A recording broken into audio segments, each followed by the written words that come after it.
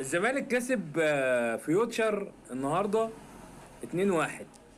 ده الطبيعي ان الزمالك اصلا يكسب فيوتشر.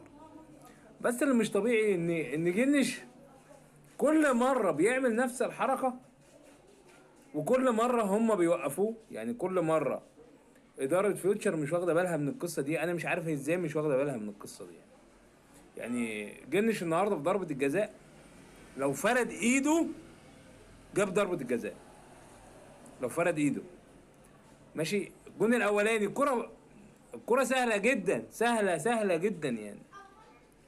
ف فبرضه قام وقعد يخبط لك العارضة ويزعق للعيبة. قال يعني انا كده مش عارفة كده يا جنش، انا مش عارف اللي انت بتعمله، مش عارف الحركات اللي انت بتعملها، ما عرفتكش انا كده. حاجة رهيبة يعني.